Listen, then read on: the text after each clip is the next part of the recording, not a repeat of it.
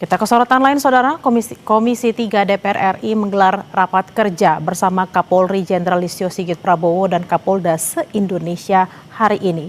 Rapat membahas capaian kinerja Polri hingga Undang-Undang KUHP dan KUHAP baru yang sudah berlaku. Agenda rapat kerja diawali dengan pemaparan dari Kapolri Jenderal Listio Sigit Prabowo terkait berbagai isu strategis termasuk capaian kinerja Polri. Kapolri menyebut capaian kinerja Polri tahun 2025 meraih rata-rata 91,54% dengan kategori sangat baik. Dr. Habibur Rahman, SMH. Capaian kinerja Polri tahun 2026 terbagi dalam 6 sasaran strategis dan 17 indikator kinerja yang saat ini mencapai rata-rata 91,54% dengan kategori sangat baik, dan ini dikeluarkan oleh kementerian terkait. 6 sasaran strategis tersebut meliputi Kamtibmas, Harkamtibmas sampai dengan pengawasan yang akuntabel, bersih, terbuka, dan melayani. Demikian juga dengan 17 indikator kinerja. Informasi selengkapnya kita sudah terhubung dengan jurnalis Kompas TV Niputu Trisnanda dan juru kamera Gahniar Febrian di Gedung DPR Jakarta. Selamat siang Putu, poin menarik apa yang dipaparkan Kapolri dalam raker siang hari ini? Saya mengapresiasi. Salam kebajikan, salam presisi. Dan juga saudara, memang ini menjadi satu hal yang menarik begitu ya di awal pekan ini, di mana kalau kita lihat memang intinya adalah evaluasi kerja tahun 2025 dan kira-kira apa yang kemudian harus diperbaiki pada kerja-kerja kepolisian pada tahun 2026. Ada banyak hal yang disampaikan oleh Kapolri berkaitan dengan pekerjaan-pekerjaannya menangani hukum begitu ya di sektor hukum, ada soal narkotika, judi online, bahkan juga penerapan KUHP dan juga KUHAP. Tapi hal yang menarik sebetulnya, Bella dan juga saudara, tadi disampaikan oleh Kapolri Jenderal Listio Sigit Prabowo kepada DPR Komisi 3 terkait dengan kedudukan dan juga kewenangan kepolisian, di mana tadi disampaikan memang kalau kita tarik sedikit ke belakang, Bella dan juga saudara, saya gambarkan beberapa waktu yang lalu tim reformasi Polri ini sempat menyampaikan bahwa ada wacana ataupun juga ada usulan kedudukan Polri ini akan berubah, yang semula berada langsung di bawah Presiden ini akan ada di bawah kementerian begitu. Nah, ini yang kemudian direspon oleh Jenderal Listio Sigit Prabowo sebagai Kapolri bahwa seharusnya Polri ini tetap berada kedudukannya di bawah Presiden langsung. Alasannya, Bella dan juga saudara, berikut pernyataan dari Kapolri Jenderal Listio Sigit Prabowo. Dapat Tab 7 ayat 2 MPR bahwa Polri berada di bawah Presiden, dan pasal 7 ayat 3 TAP MPR RI nomor 7 tahun 2000 bahwa Polri diangkat dan diberhentikan oleh Presiden dengan persetujuan DPR. Dan ini tentunya kemudian sejalan dari berbagai macam perjalanan yang ada, maka posisi Polri saat ini dihadapkan dengan luasan geografis, berbagai banyaknya jumlah masyarakat Indonesia.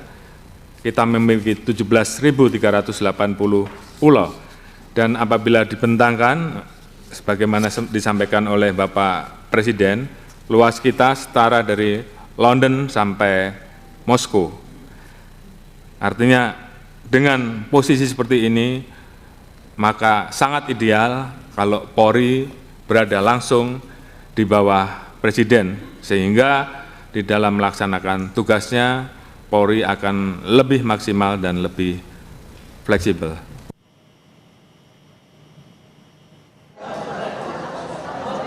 Nah, saudara, jadi kalau kita dengarkan begitu ya pernyataan dari Kapolri ini tegas lugas sekali begitu, karena kalau lihat dari wacana yang muncul ketika kemudian Polri ini kedudukannya ada di bawah kementerian, hal yang kemudian disampaikan adalah pada usulan tersebut ini ada dua opsinya. Pertama, Polri akan kembali berada di bawah Kementerian Dalam Negeri, atau yang kedua nanti akan ada Kementerian Keamanan yang memang fokus untuk melihat bagaimana koordinasi, kemudian juga kedudukan dan juga tupoksi dari yang kemudian bisa dilakukan oleh kepolisian. Nah, hal ini yang kemudian dirasa oleh Kapolri begitu ya dalam rapat ini tidak sesuai begitu karena dengan adanya dasar-dasar hukum, dengan adanya sejarah panjang di mana pada saat reformasi salah satu yang kemudian semangat yang diteruskan adalah memisahkan antara TNI dan juga Polri. Ini yang kemudian disampaikan di hadapan Komisi 3. Tadi juga disampaikan bahwa ada perbedaan doktrin atau pendekatan antara TNI dan Polri. Kalau kata saya kutip begitu ya apa yang disampaikan oleh Kapolri, polisi doktrinnya adalah protect begitu ya, soft and protect atau melindungi. Sementara TNI doktrinnya adalah kill and destroy. Ini adalah hal yang berbeda sehingga kalau memang itu harus ada koordinasi yang sama antara TNI dan juga Polri, ya ini tetap harus berada di bawah Presiden secara langsung. Dan kalau melihat bagaimana jalannya rapat yang sampai saat ini masih berlangsung, Bella dan juga saudara, ini juga menarik karena Komisi 3 ini menyampaikan pendapat-pendapat yang sama dengan Kapolri, yaitu tadi sudah ada fraksi PDIP, ada PKB, ada PAN, kemudian ada PKS, ada Nasdem, bahkan Gerindra ini juga sudah menyatakan bahwa memang secara aturan, kemudian secara tupoksi, memang Polri ini tetap harus ada di bawah Presiden, bukan di bawah kementerian. Kemudian tadi yang juga disampaikan selain juga tupoksi dan peran-perannya begitu ya, kenapa kemudian Komisi 3 ini sepakat karena pemilihan Kapolri ini juga tetap harus melewati DPR begitu ya dengan adanya fit and proper karena ada hal-hal dan juga sejarah panjang di mana ketika sebelum pemilihan Kapolri ini tidak melewati DPR maka ada konflik-konflik internal yang terjadi sehingga dengan adanya proses-proses yang sekarang saat ini tengah berlangsung ini dirasa Komisi 3 dan juga dari Polri yang diwakilkan oleh Kapolri begitu ini sudah formasi yang paling pas. Nah ini juga masih menjadi pembahasan di dalam begitu ya walaupun ini sifatnya masih usulan bahkan di tim reformasi Polri juga belum memutuskan begitu ya apakah nanti memang akan kembali ada di bawah kementerian atau tetap di bawah Presiden masih digodok, tapi ini menjadi satu hal yang menarik begitu karena dari wacana yang muncul ini Kapolri langsung berbicara tegas bahwa pandangannya Polri tetap harus di bawah Presiden. Bella. Itu tadi kalau soal bagaimana pendapat Kapolri terkait dengan posisi Polri yang harus berada di bawah Presiden langsung dan juga tampaknya disetujui hampir semua fraksi di Komisi 3. Lalu kalau terkait dengan penerapan Undang-Undang KUHP dan KUHAP baru di mana kalau kita tahu penyidik Kapolri posisinya lebih tinggi di sana. Sudah adakah tanggapan dari anggota Komisi 3?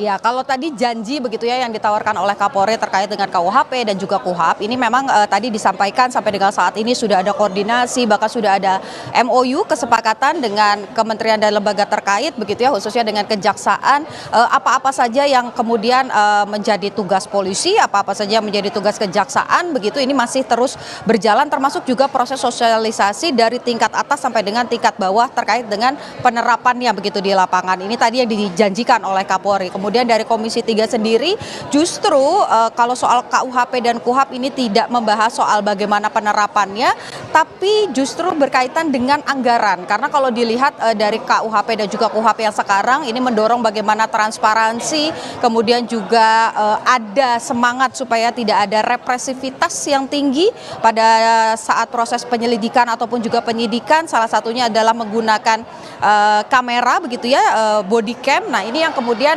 menjadi salah satu pembahasan dalam rapat di mana anggaran artinya harus ditambah. Berapa besarannya ini yang nanti akan kami tanyakan begitu ya Bella dan juga saudara. Berapa anggaran yang layak untuk kemudian diberikan kepada Polri ketika ada hal-hal yang harus ditambah khususnya terkait dengan pengadaan alat-alat yang untuk mendorong begitu ya pelaksanaan dari KUHAP dan juga KUHP. Lalu juga yang tadi menarik sebenarnya disampaikan terkait dengan KUHP dan juga KUHAP adalah terkait dengan kultur di internal kepolisian. Jadi yang tadi disampaikan oleh Komisi 3 yang sebetulnya penting ini bukan soal bagaimana Kapolri dipilih atau kedudukan dari polisi apakah di bawah Presiden ataupun juga menjadi ada di bawah kementerian. Tapi yang paling penting untuk reformasi Polri yang harus dilakukan adalah terkait dengan kultur terutama penanganan kasus yang sifatnya ini harus mengedepankan empati. Kita tahu beberapa waktu lalu ya selalu ada kasus-kasus misalnya pencuri telur yang sebenarnya mencuri karena kelaparan begitu. Kemudian ada yang baru-baru terjadi bagaimana kemudian suami dari istri yang dijambret ini menjadi tersangka. Nah, hal-hal seperti ini yang diharapkan oleh Komisi 3 ini bisa dilihat lebih luas lagi begitu oleh polisi, oleh penyidik di lapangan, bahwa memang kasus-kasus seperti ini bukan dikedepankan terkait dengan penetapan tersangka, kemudian hukuman kepada para tersangka yang sudah ditetapkan sebagai tersangka begitu ya dalam kasus-kasus tersebut, tapi ada empati. Jadi memang tentu hukuman untuk pelaku tindak pidana yang melanggar pidana, melakukan kejahatan ini harus tegas, tapi di satu sisi empati ini juga harus didorong. Nah, ini yang tadi juga disampaikan bagaimana kemudian penerapan empati ini terhadap dengan kasus-kasus yang tadi saya contohkan beberapa begitu, ini juga harus dipahami dari pusat sampai ke tingkat paling bawah di kepolisian. Itu tadi yang bagaimana kurang lebih perjalanannya terkait dengan KUHP dan juga KUHAP. Sisanya ini masih masuk sesi tanya jawab dan nanti akan juga ada konferensi pers. Kita nantikan apa-apa saja nanti yang akan disampaikan begitu, khususnya terkait dengan penambahan anggaran dan terkait pesan tegas dan keras dari Kapolri yang meminta bahwa polisi harus tetap berada di bawah Presiden. Kembali ke Anda. Baik, kita akan nantikan seperti apa hasil dari rapat yang terjadi antara polisi dan juga DPR hari ini terkait yang tadi Anda sampaikan bahwa pengawasan dan juga bagaimana pengawasan anggaran, karena kita butuh polisi yang lebih humanis. Terima kasih atas laporan Anda, jurnalis Kompas TV Putu Trisnanda dan Gahniar Febrian dari gedung DPR. Selamat bertugas kembali.